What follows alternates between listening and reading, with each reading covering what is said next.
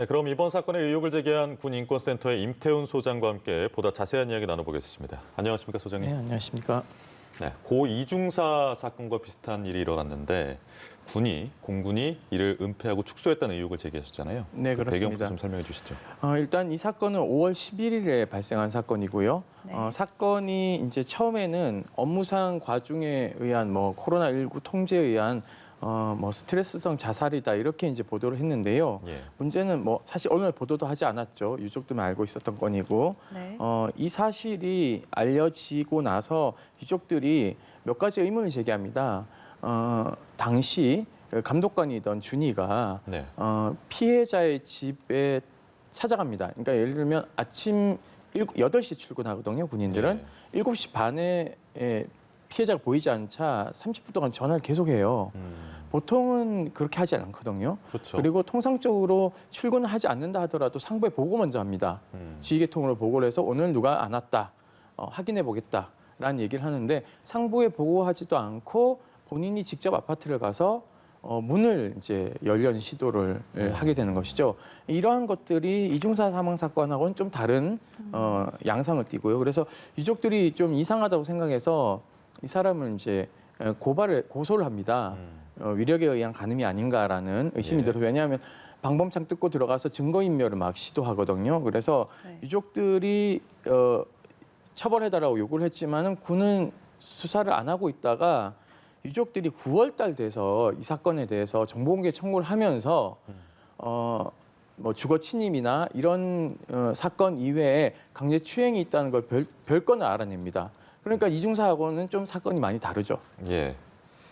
지금 5월에 사건이 발생했다고 하셨고 9월에 이제 유가족분들이 그때 알게 됐다고 하셨는데 그러면 이 지금 4개월 시간 동안 전혀 모르셨던 건가요? 네, 모르셨고요. 네. 이 사건이 이제 이 상관인 감독관이 강제추행으로 입건된 건 8월 3일입니다. 네. 그러니까는 이것도 본인의 자백에 의해서 이렇게 이루어지는 거예요. 본인이 이제 신체 부위를 만졌다 이런 진술을 하면서 네. 이 강제추행을 인지하게 되거든요. 그러니까 애초에 6월 달에 수사를 요청했을 때는 수사를 하지 않고 있다가 이 사람이 양심의 가책을 느꼈는지 어떻는지 잘 모르겠지만 수사 과정에서 별건이 튀어나온 겁니다.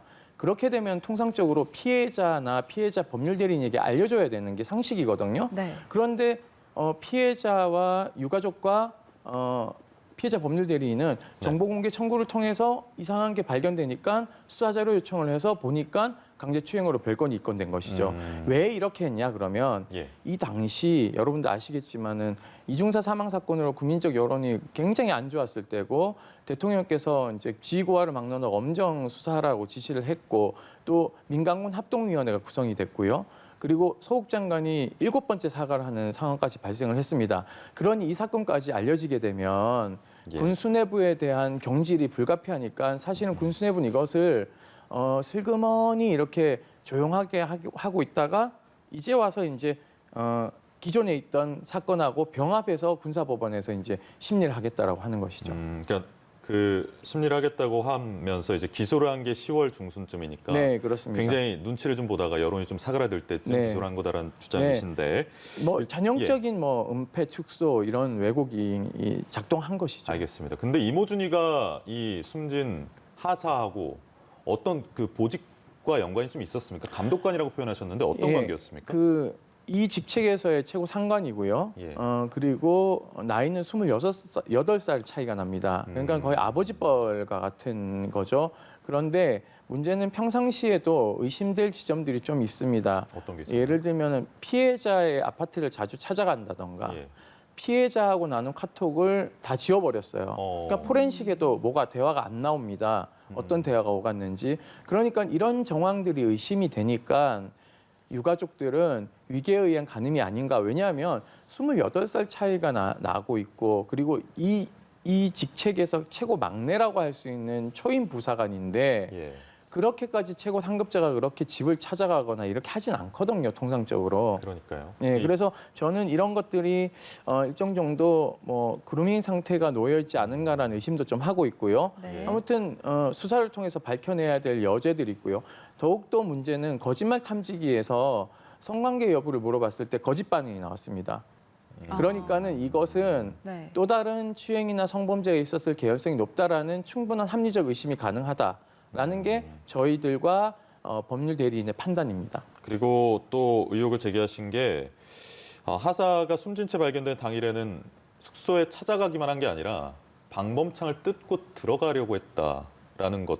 그리고 블랙박스 기록이 이제 사망 이틀 전에 그 하사하고 준이하고 만났는데 뭐 차에서 대화를 나눴나 보죠. 근데 그 대화가 밝혀지면 안 된다고 판단했는지 그 블랙박스 기록도 삭제했다 그러더라고요. 예, 덮어쓰기로 해서 포렌식에도 나오질 않습니다. 네. 그리고 또 하나는 이제 보통 이렇게 가서 문을 두들겨서 인기척이 없으면 군사경찰이나 경찰 119에 신고를 해서 폐하에서 강제 개방을 하는 예. 게 원칙인데 관리실에 가서 스페어 키가 없는지 확인을 하고 본인이 열쇠점을 찾아서 막 돌아다니다가 결국은 자기 밑에 있는 주임원서에 불러들여서 예. 방범창을 뜯고 창문을 강제 개방해서 들어가서 증거들을 막 손을 대요. 그러니까 네. 현장을 훼손하거든요. 예를 들면은 메모장이 찢겨 나간 지점들이 있다던가 이런 것들이 보이고 있어요. 그래서 이것으로 이제 기소가 된 것이죠. 알겠습니다. 그러니까 지금까지 이제 말씀하신 것들을 종합적으로 이제 정리를 해보면 초기에 군이 주거 침입 등의 혐의로만 입건을 했다가 기소를 했다가 뒤늦게 이제 강제추행 혐의로 입건을 했고 또 이 입건 뒤에 기소까지 또 시간이 또 꽤 걸렸다 이렇게 말씀을 해주셨는데 이렇다 보니까 아무래도 부실 수사 의혹이 일 수밖에 없을 것 같은데 어떠신가요? 예, 그렇습니다. 네. 초동 수사에서 예를 들면은 현장 훼손을 왜 했는지를 추궁을 중점적으로 해야 되는데 왜냐하면은 어떤 행위는 동기라는 게 분명히 있기 때문에 그 동기를 여부를 밝히는 게 수사의 목적이기도 합니다. 네. 그런데 예를 들면은 왜 바로 신고하지 않았는가에 대한 부분들 이런 것들을 추가적으로 이제 수사를 해야 되는데 군은 그런 부분에서 그냥 단순한 구호 활동으로 보지 않았나라는 생각으로 유족이 반발하니까 그제서야 뭐 주거 침입죄, 뭐 현장 훼손죄 이런 식으로 해서 마지못해 그냥 불구속으로 기소하는 형태로 이 문제를 일단락 지으려고 했던 것 같아요. 그런데 이제 본인의 자백이 있고 이러니까는 이제 추가 기소가 이루어지는데 그런 것들도 사실상 유족들로 하여금 적극적인 어떤 형벌권을 행사하도록 하는 법률 구제 방안을 강구하지 못하게 하는 방해 행위이기도 한 거죠. 왜냐하면 국가는 피해자를 대신해서 형벌권을 행사하는 거죠. 그러니까 네. 유죄를 입증해야 되는데 그러면은 유가족의 편에 서서 국가가 유죄를 입증해야 되는데 오히려 가해자 봐주기식 또는 군의 위신을 훼손하지 않은 범위 내에서 한정된 어떤 정의를 선택하는 이런 나쁜 행위들이 이번에 저는 좀 드러났다라고 판단하고 있습니다. 소장님이 그 공군 쪽에다가 한번 입장을 한번 물어보신 적이 있으십니까? 뭐라고 하던가요? 공군은요 사실은 어제 입장문을 냈는데 네. 뭐 자백하던데요. 제가 봤을 때는 어. 본인들이 다 했다라고 얘기를 해요. 수사를 다 진행했다고 하지만 네. 저희가 타임라인을 공개를 일부러 했어요. 그래서 예. 국민들이 봤을 때 공군의 해명이나 언론들이 봤을 때 공군의 해명이 수사했는데 뭐가 문제야라고 인지할 수도 있기 때문에 저희가 5월부터 11월 5일까지의 타임라인을 다 분석해서 발표한 것이고요. 이것은 저희가 그냥 공개하는 것이 아니라 그 수사기관, 군 수사기관이 유족들에게 브리핑을 중간중간에 한 것들이 있습니다. 그 자료를 바탕으로 저희가 문제 제기를 하는 것입니다. 그러니까 군이 지금도 사과를 해야 됨에도 불구하고 국민들의 눈을 속이고 언론 눈을 속여서 이 상황을 모면하려고 한다는 것이 공군 입장에서 다 드러나는 것이죠. 네.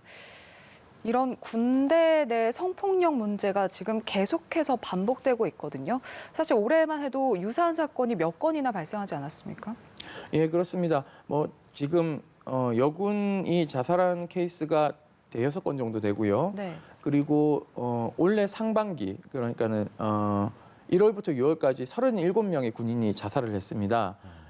그러니까 이것은 사실상 군의 초급 간부의 자살률이 높다 하더라도 여전히 많은 상황에 놓여 있는 것이고요. 그리고 여러분들 기억하시겠지만 이중사 사망 사건이 있어서 국민적 공분을 샀을 때 해군에서도 유사한 사건이 있었습니다. 네. 해군의 신중사 같은 경우에 육지로 부대를 이제 성추행 이후에 옮겼음에도 불구하고 3일 동안 8차례 상담 요청을 했습니다. 그러니까 통상적으로 피해자가 3일 동안 8차례 상담을 요청하면 이거는 심리학적인 문제가 아니라 병리학적 문제입니다. 네. 그러니까 군이 피해자를 데리고 있는 것이 아니라 의사한테 데려가야 되는 것이죠. 왜냐하면 스트레스 지수가 얼마만큼 높으냐에 따라서 자타의 위협이 있기 때문에 약물 투여라든가 의학적인 도움이 필요한데 이것도 사실은 군이 외부로 안 알리기 위해서 피해자를 잡고 있었다밖에 인식을 할 수밖에 없는 거죠. 그리고 이례적으로 아시겠지만은 장례 기간 동안 순직 처리가 됐어요. 이렇게 일사천리로 순직 처리가 되는 경우가 없거든요. 예. 그러니까는 이 상황도 불똥이 튈까봐 빨리 유족들을 안심시켜서 장례 치르고 문제 제기하지 않게 하기 위한 군의 꼼수이지 않나라는 생각을 가지고 있습니다. 그래서 향후 여군들에 대한 성범죄 문제가 계속적으로 지속될 것 같은데 군은 뭐 바뀌겠다라고 여러 가지 사후 약방문들을 내고 있습니다만은 여군들이 체감하는 지수는 여전히 부족하다라는 입장입니다. 예컨대 이런 겁니다. 군사법원법이 개정돼서 내년 7월부터는 민간에서 경찰이 수사하고 민간이 기소하고 민간에 재판받는데 내년 7월 되면 문제가 되지 않겠지 않냐라는 국민들의 시각도 있지만은요. 이 법에는 독소 조항들이 좀 많습니다. 예컨대 수사 촉탁을 할 수 있는 제도가 있어요. 촉탁이요? 예, 무슨 경찰이 군사 경찰에게 수사를 의뢰하는 법 조항이 있기 때문에 네. 이것이 또 하나의 함정이고요. 또 하나는 군사 기밀을 요하는 부서에서의 피해자가 발생했을 경우에 관할권을 군사법원으로 할 수 있다라는 단서 조항이 있습니다. 이 독소 조항이거든요. 예. 그리고 국방부 장관이 제기합니다. 예를 들면 이런 거죠. 안보지원사령부에서 피해자가 발생하면 예. 군사안보가 직결되기 때문에 국방부 장관이 관할지를 군사법원으로 하겠다라고 하면 이 피해자는 국방부 장관을 상대로 대법원에서 법률적인 것을 다퉈야 됩니다. 네. 대법원에서 상당히 긴 시간 동안. 이 이의를 제기해야 되고 그러니까 피해자가 어떻게 국방부 장관 상대로 관할지 관련해서 다툴 수가 있겠어요. 이러한 독소 조항들이 여전히 많기 때문에 피해자들은 피해 사실을 말하기를 굉장히 두려워한다는 것이죠. 그런 조항들에 대한 손질도 필요하다라는 말씀 주셨습니다. 뭐 덧붙이실 말씀 있으신가요, 소장님? 예, 저는요 이게 해결되려면 결국 외부의 감시가 필요하다. 그래서 우리 여야가 19대 때 윤일병 사망 사건으로 합의했던 예. 군인권 보호관 제도 이게 지금 국회 계류 중입니다. 어제 배진교 의원이 법을 3번째 발의했는데요. 이것을 빨리 조속히 저는 여야가 합의에 통과해야 된다고 보고 있고요. 이것은 문재인 대통령의 집중 공약 사업이기도 합니다. 그렇지만 지금 정권 말에 와서 이것이 여전히 국방부의 반대로 이루어지지 않고 있다. 여기에 핵심은 불시부대 방문권, 통보하지 않고 가는 것이고요.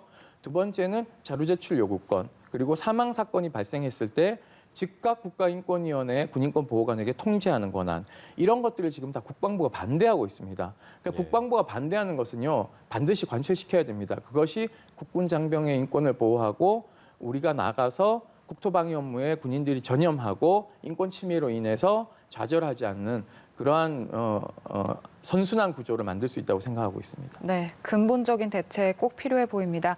오늘 말씀 여기까지 듣도록 하겠습니다. 임태훈 군인권센터 소장과 함께 이야기 나눠봤습니다. 고맙습니다. 감사합니다.